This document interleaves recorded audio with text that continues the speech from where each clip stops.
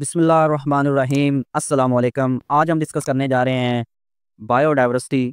सबसे पहले हम बायोडाइवर्सिटी देखें। बायोडाइवर्सिटी क्या है? Biodiversity mean variety of living things. दुनिया के अंदर जितने भी लिविंग ऑर्गेनिज्म हैं उनकी वैरायटी, उनकी इकसाम, उनकी टाइप्स, उन सब को हम क्या कह देते हैं? बायोडाइवर्सिटी। अब ये बायोडाइवर्सिटी 3 लेवल पर हम स्टडी करते हैं। सबसे पहले है डिफरेंट स्पीशीज़।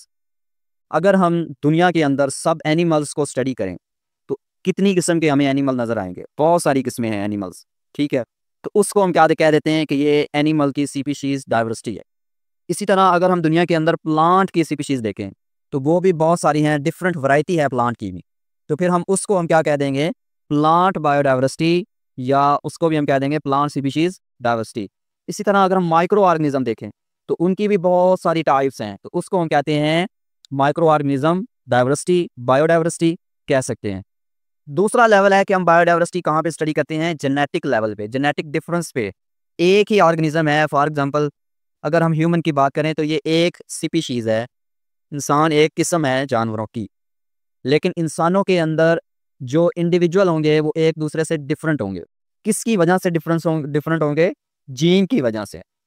उस डिफरेंस को हम कहते हैं जेनेटिक डिफरेंस या फिर जेनेटिक डाइवर्सिटी।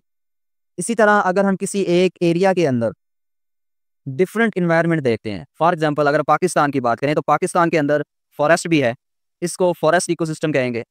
पाकिस्तान के अंदर डेजर्ट भी है, इसको हम डेजर्ट इकोसिस्टम कहेंगे। पाकिस्तान के अंदर सी भी है, इसको हम सी इकोसिस्टम कहेंगे। अब ये पाकिस्तान एक कंट्री है, एक इलाका है, और इसके अंदर 3 टाइप्स के हमने इकोसिस्टम पढ़ लिए। तो इसका मतलब क्या है कि इकोसिस्टम की डाइवर्सिटी हमें देखने को मिलती है पाकिस्तान के अंदर। अब हम सबसे पहले हमारे पास बुक के अंदर एक स्पेशल नोट्स है। बायोडाइवर्सिटी पढ़ने से पहले हमें वो पता होना चाहिए। इकोसिस्टम क्या है? इकोसिस्टम कहते हैं living non living things interacting in an environment, यानी कि एक इन्वायरमेंट के अंदर लिविंग ऑर्गेनिज्म भी हैं और नॉन लिविंग ऑर्गेनिज्म भी हैं, और वो एक दूसरे के साथ इंटरेक्ट कर रहे हैं, एक दूसरे के साथ उनका कोई ताल्लुक है, यानी कि वो एक दूसरे के बगैर रह नहीं सकते। उस प्रोसेस को हम कहते हैं इकोसिस्टम। फॉर एग्जांपल फॉरेस्ट है, ये एक इकोसिस्टम है। अब हमने इसको इकोसिस्टम क्यों कहा? इसके अंदर आपको एनिमल नज़र आते हैं, फॉरेस्ट के अंदर आपको एनिमल्स नज़र आएंगे, और इसके अंदर आपको प्लांट भी नज़र आएंगे, ठीक है। अब एनिमल सांस लेते हैं तो ऑक्सीजन पिक करेंगे। कहाँ से करेंगे ऑक्सीजन पिक? ये ऑक्सीजन पिक करेंगे इन्वायरमेंट से करेंगे, और साथ में वो क्या देंगे आपको? एनिमल हवा के अंदर क्या छोड़ेंगे? कार्बन डाइऑक्साइड, और प्लांट उसको पिकअप करेगा, ठीक है, और एनिमल इसको पिकअप करेगा।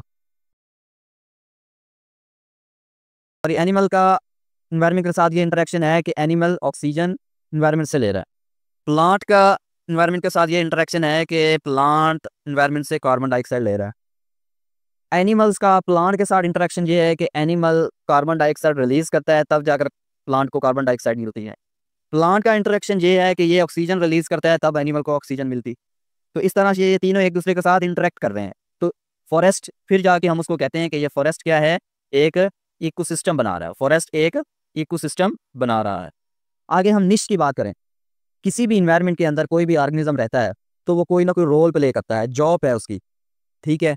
तो उस जॉब को, उस रोल को उस ऑर्गेनिज्म की निश कहते हैं, आदत कहते हैं। For example role of an organism, where it live, what it eat and how it interact. कि जिस इन्वायरमेंट में वो रह रहा है, कैसे रह रहा है, कहाँ रह रहा है, क्या खाता है, और किस तरह से इन्वायरमेंट के साथ इंटरेक्ट करता है। तो ये जो रोल है, इस रोल को हम कहते हैं निश, ठीक है। नेक्स्ट, अब हम बायोडाइवर्सिटी असेसमेंट लेवल देखते हैं कि कोई भी किसी भी इन्वायरमेंट की बायोडाइवर्सिटी हम असेस करते हैं तो उसके कौन कौन से लेवल होते हैं जिस लेवल पर हम बायोडाइवर्सिटी को असेस करते हैं। सबसे पहले है स्पीशीज लेवल, दूसरा है जेनेटिक लेवल, तीसरा है इकोसिस्टम लेवल। अब हम इसको वन बाय वन डिस्कस करेंगे। स्पीशीज लेवल देखें। We count how many different species live in area. कि अगर हम एक फॉरेस्ट को देख लें, फॉरेस्ट के अंदर हमने डिफरेंट टाइप के लिविंग ऑर्गेनिज्म को स्टडी करना है। हम क्या करेंगे? स्पीशीज लेवल को स्टडी कर रहे हैं तो हम ये देखेंगे कि फॉरेस्ट के अंदर कितनी किस्म के लिविंग ऑर्गेनिज्म है, कितनी है उसकी टाइप। अगर हम बात करते हैं आगे बर्ड्स के हवाले से, एक बात कर लेते हैं कि हमारे पास, हमने बर्ड्स को देखना है कि फॉरेस्ट के अंदर कितने किस्म के बर्ड्स पाए जाते हैं। तो फॉरेस्ट में आप पैरट को देखोगे, पैरट होगा, इसके अलावा स्पैरो होगी, और इसके अलावा क्रो होगा, ईगल होगा। तो ये डिफरेंट टाइप के बर्ड्स आपको नज़र आ रहे हैं। तो हमने इन तमाम टाइप्स के बर्ड्स को काउंट करना, तो हमारे पास नंबर आ जाएगा। उस नंबर को हम कह देंगे कि ये स्पीशीज डाइवर्सिटी है, कि इस फॉरेस्ट के अंदर इतनी किस्म के स्पीशीज पाई जाती है। ठीक है, तो इस लेवल पर जब हम बायोडाइवर्सिटी स्टडी करते हैं तो उसको हम कह देते हैं स्पीशीज लेवल या स्पीशीज डाइवर्सिटी। ठीक है, नेक्स्ट अगर हम बात करें जेनेटिक लेवल की, look at gene difference with in one species. अब हमने क्या करना है, एक स्पीशीज लेनी है और उस स्पीशीज के इंडिविजुअल देखने हैं उनके अंदर क्या डिफरेंस आ रहा है। स्पीशीज के इंडिविजुअल के अंदर क्या डिफरेंस आ रहा है। फॉर एग्जांपल हम बात करते हैं ह्यूमन की। ह्यूमन एक स्पीशीज है और one species, but look different. Human एक स्पीशीज है, तो जब हम इसके इंडिविजुअल देखेंगे, पूरी दुनिया के इंसान देखेंगे, तो हर इंसान दूसरे इंसान से बिल्कुल डिफरेंट नजर आएगा। अब वो डिफरेंट क्यों नजर आ रहा है? वो डिफरेंट इस वजह से नजर आ रहा है कि उसके अंदर जो जीन होते हैं, ये जीन, हर इंसान के अंदर जीन अलग अलग होते हैं। तो इसका मतलब क्या है कि जीन की वैरायटी है, तो उसको हम क्या कह देंगे कि ये जेनेटिक डाइवर्सिटी। तो इस लेवल पर हम जब डाइवर्सिटी को स्टडी करेंगे, उस डाइवर्सिटी के लेवल को हम कहते हैं जेनेटिक लेवल, और उस डाइवर्सिटी को हम कहेंगे जेनेटिक डाइवर्सिटी।